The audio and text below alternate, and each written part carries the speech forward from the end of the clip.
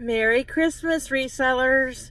In this car chat today, I'm going to be talking about some other changes I'm making to my online business that I haven't told you about, and I'll tell you a couple of fun sourcing stories from over the weekend. Let's launch this reseller, Rowboat.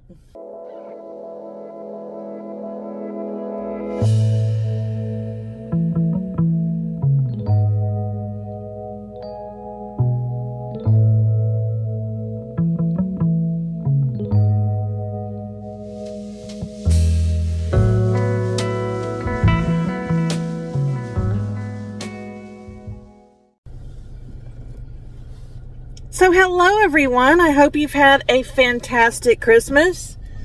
I am on my way to my family Christmas right now, and I thought I would go ahead and do a car chat with you. I actually did it yesterday, but I'm having to redo it.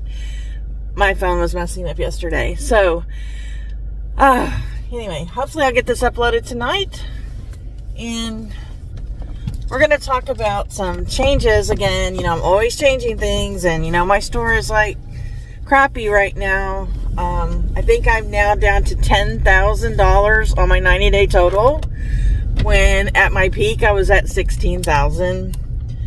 But I'm still smiling. Can you believe it? Alright, so something that I did a couple of weeks ago, and I don't know if I've talked about this or not, I needed cash. Like, I just don't have cash. I have savings, but I don't want to dip into it. And so I needed money for inventory. And so what I did was I put everything that's been listed for 5 months or longer on half price, no best offer, no coupon. It was just take it at half price. You know, that's what I said. And then every once in a while, when I had to send out offers, I'd do like 5%. That's the smallest amount that you can offer, but no counter offers. And I have sold some items over the last 2 weeks and got rid of them. But when I was in Austin this weekend, I was noticing that a lot of these items that were being marked down were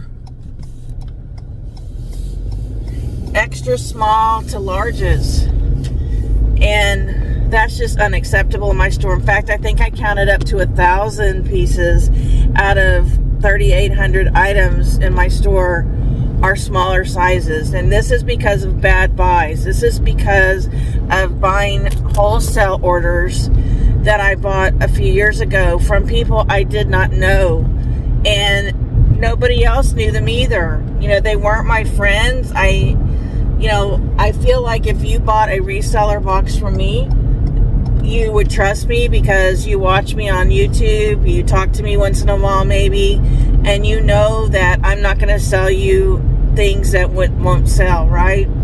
That's not what this was. And I needed inventory because it was COVID time and I couldn't get out, right? And so I needed inventory sent to me, and I was desperate. And there were things like children's socks in the boxes, children's hats, things like that. Now, I discarded things like that, but some of the questionable items I put up and they didn't sell, right? In addition to buying wholesale orders from people I didn't even know, I also 2 years ago started selling dresses, because when we moved into our new house, I finally had a wall where I could hang up dresses. And so it was like an experiment, and I probably had 800 dresses in my store, and I bought them from extra small and up. I didn't care. If they were cute, I bought them. I wanted to see how dresses would sell in my store. And I did sell a lot of those dresses that were in the smaller sizes, but I have a lot less left. So with the combination of the wholesale boxes and buying the smaller size dresses, that's where I came up with over 1,000 items in my store with the smaller sizes. So because I do what I call the tiered system, and I have my items in category by when they're listed, it's very easy for me to run sales 10, 20, 30, 40, 50% off or whatever, just based on what category they're in. I know how old they are, and so that's the benefit of having store categories like that. Also, the benefit is being able to inventory sections. You can pull that category up, take all those boxes or tubs out of your inventory room and go through them one by one to see if the items are still listed, or make sure you have each one, tweak the titles, the photos, maybe change the price or category or something, and get those items sold. So back to that originally, when I was in Austin, I was looking at all these items. I was like over 1,000 of them, and I'm like, this is just unacceptable. I want to be a plus size clothing store. That's what I want to be known for in my clothing section, is extra large and up. And so it took me about 2 hours, and I went through and I put best offer back on those extra smalls to larges, and it was very easy. I mean, it really was. Like I said, it took me a couple of hours. I was watching Christmas movies. It was no big deal.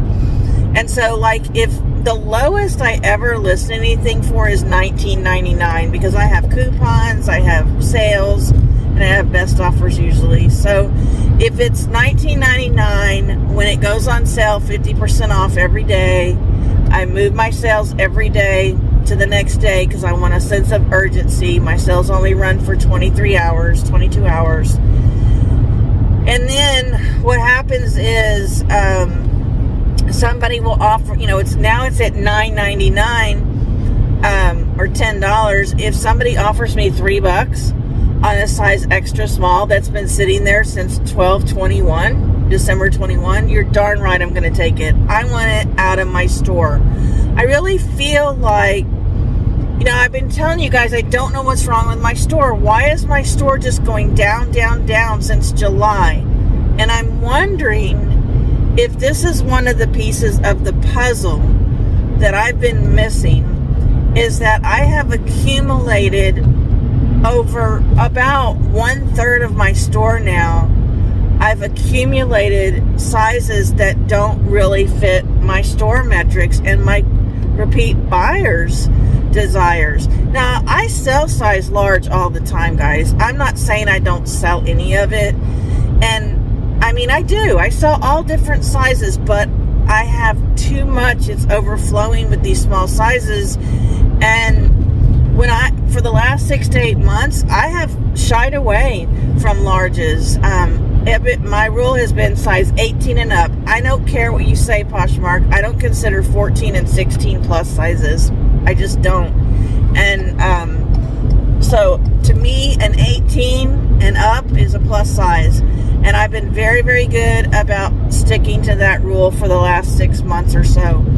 But I'm not saying I won't ever pick up a large. Like, if it's a really pretty Quacker Factory top or a fresh produce swim cover up, yeah, I'm gonna pick it up.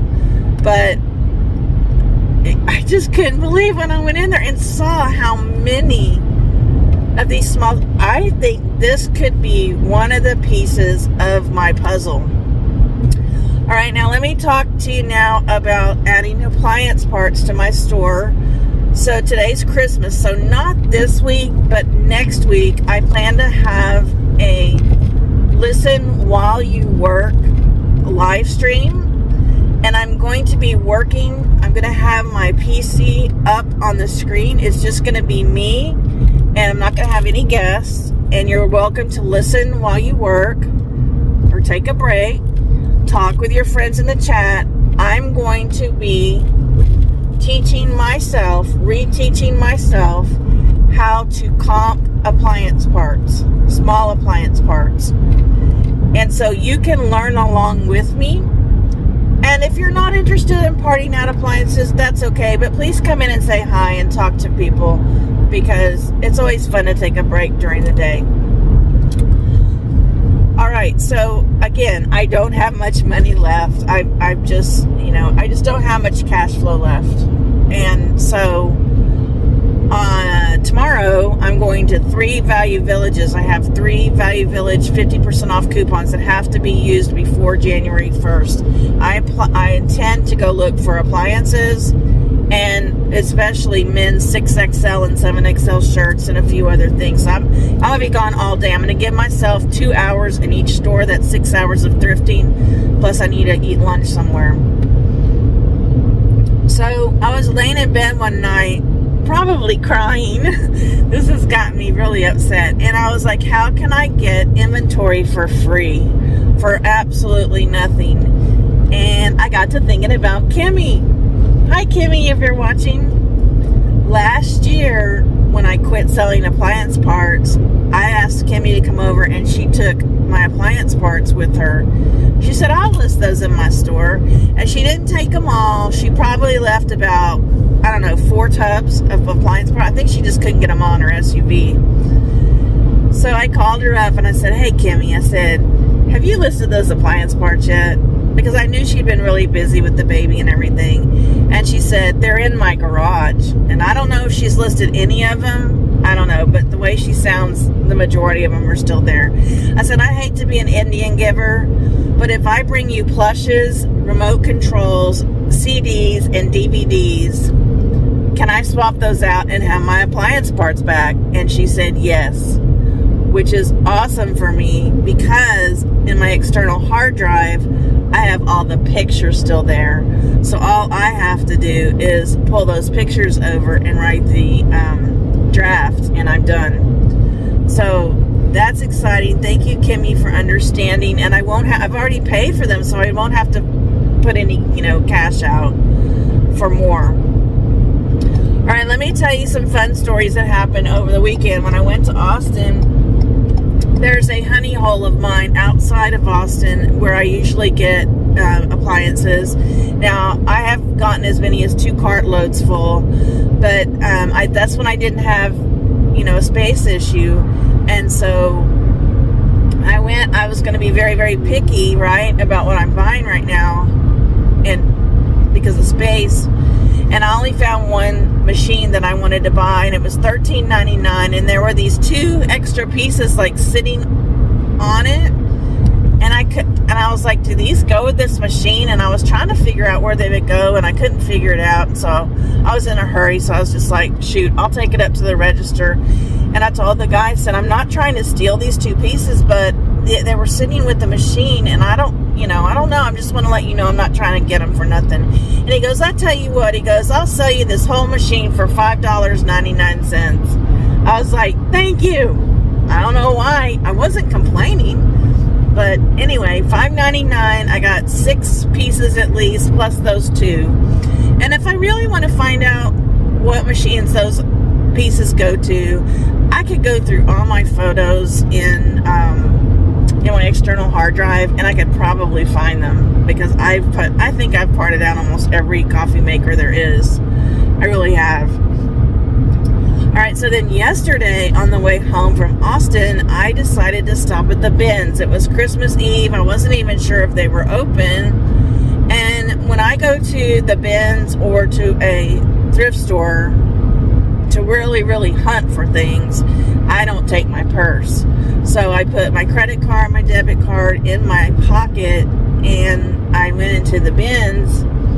And again, I'm trying to be picky. I'm not trying to pick up everything I see. I'm there like 20-30 minutes. I look in my IKEA bag, and I've got 6 pieces in my IKEA bag, and I'm like, this isn't even going to cost $1, So I get up to the register, and she's like, are you sure you have something in your bag? And I said, yeah.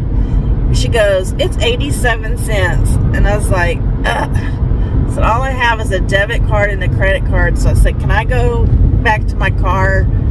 She said, sure. My car was parked on the other side of the building. Like, there were so many cars in the parking lot. I couldn't believe it. So I got my $1. I go back. Well, then I realized I got to go to the restroom, because I got to go all the way to Houston. So I said, look, I know I'm not supposed to take this bag in the restroom, but can I please take it in there, because I don't want to walk all the way back to my car? And she's like, sure. So anyway, just a couple of fun stories for you guys. But I think 2024 is going to be amazing. I'm going to have a good attitude. If you are having trouble with your store right now, try to think outside the box, try to make some changes, and we're just gonna I don't know what 2024 is gonna bring.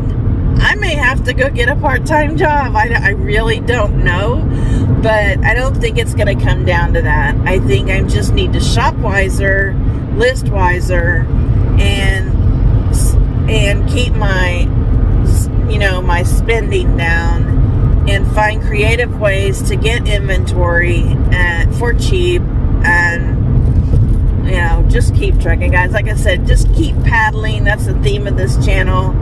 And again, I hope you all have a wonderful Christmas.